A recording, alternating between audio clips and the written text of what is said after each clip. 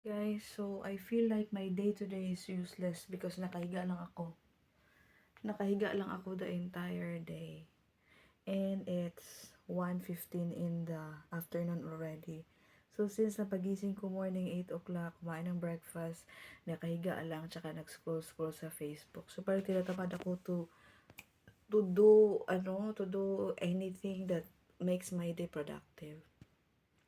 So I decided to go to the market. I also runs like some um, yung mga errands ko, yung sa mga business, collect orders. But then I feel that the day is very nawi-waste yung oras ko. So I don't want to waste time because time for me is priceless.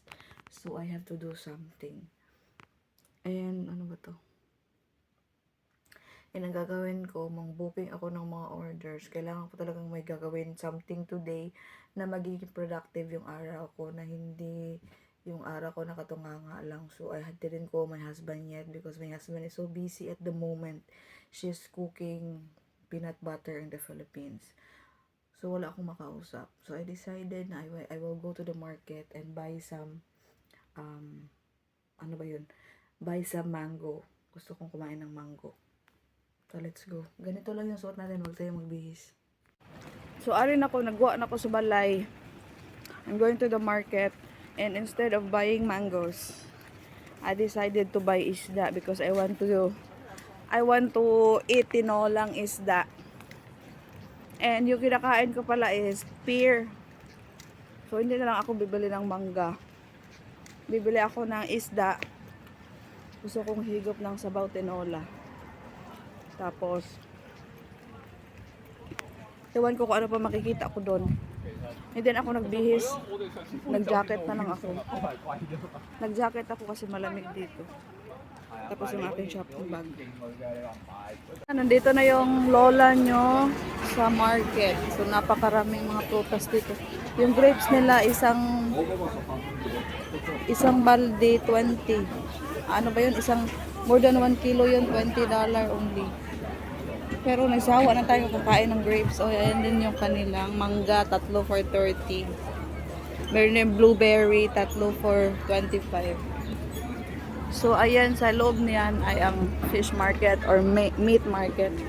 So, ito din, dalawang tapok, 30. Kung isa lang, 20. Pero pala kiat-kiat, tag 20 isang labador. Parang hindi naman tayo meron kaming orange doon sa bahay. Tsaka pear. Parang ayoko kung ito 6 pieces ng orange is 20 only.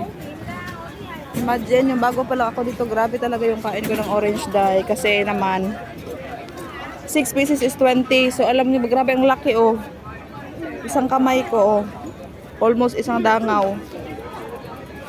Tapos unsa to, kamote, tagpulo, kamote from China. Isip ako, gusto ko kumain ng kamote, magluto ako doon, merong peanut, tag 10. Pero mamaya na, bili muna tayo ng isda. Yung nga isda, apat kahiwa, tag 15, kapaminsay ko, pwede ni, ayan, matinola, basi pala, langsa. Ito lang yung isda dito na may bangus. Tapos mura lang din. Ayan. Tumpok-tumpok 38. Ayan si Kuya Pilipino yan. Kasi bumili ng bangus. Pinggan. Isang pinggan 20. Sa aton, kita gatanong kamote dire tagbulo. Tag 70 per pack. Palit anig usa kay mga itong snacks para healthy ta. So dayang obrahon ko nagtinumatinula ko isda akong butangan o talong. Tapos may katumbal, may sili, tsaka dahon ng ano ba yun? Dahon ng onion leaves. Tapos for our snacks, instead na bibili ako ng tinapay, bumili ako ng kamote. So kamote tayo, tsaka bibili ako ng coke. Yun lang. So I spend 33 plus 10, 43, 53. O diba? Kasi may kanin na naman tayo doon sa bahay. So yung isda pala tag 33, dalawa. So, yun na lang yung pinili ko para some other day makapagtinola ako. So, maghanap ako ng bilihan ng soft drinks ng mura. Kuripot ako, hanapin ko talaga yung store ng murang bilihan. So dito yon tag 5 yung coke nila. Kasi pag mga 7-Eleven ka, tag 8. $3 yung difference. Pero malaking bagay na if in case i-convert natin in peso, 21 pesos yung difference dahil kaya hanapin talaga natin yung murang stores dito. Itong store na ito, grocery, mini grocery store, mura lang. Dito tayo bili ng soft drinks. Yung ano nila oh, 5 lang, $5. So ito, bibili. Napakaangang na ito. Mga ganito, $5. Puno na ating bag. Ready to go home and cook. So bakit ako magluluto kahit day off ko dahil wala yung amo ko. Sabi ng bibi kong alaga, yung 3 years old, so sabi niya, Chiche, gagala kami ni mama, sasakay kami ng barko. Sasakay kami ng bus, tapos sasakay kami ng barko. So naisip ko ay matagal po sila uwi, kaya magluto-luto tayo dahil. Magtinola tayo dahil at magluto ng kamuti. Ayan, salt na. Tapos may kanin na tayo doon at saka may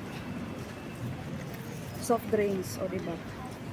Ganito lang. Tapos meron pa pala, bibili din pala ako ng bigas yung niluluto ko.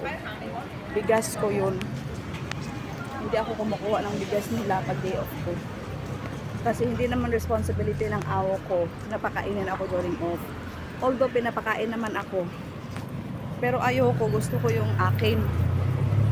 Yung akin pa binili. So kaya bibili ako ng ano. Instead na kakain sa labas, bibili na lang ako ng pagkain na gusto kong kainin.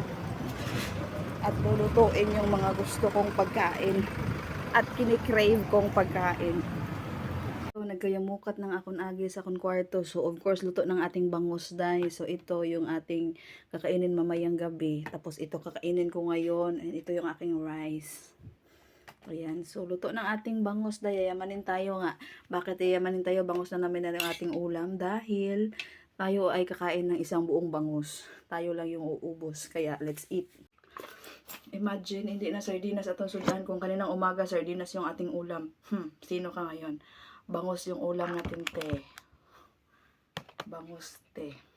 Tinulang bangus with ano nga ba yung isa? Eggplant and tomato. Sarap. Kung magtatanong kayo kung alam ng amo ko na dito ako kumain sa room, hindi ko alam. Hindi niya alam, pero ewan ko kung na-curious siya. So, yung kanin ko isang bowl lang. Hatiin ko to para yung half na may gabi. Ayan. Kakain na tayo.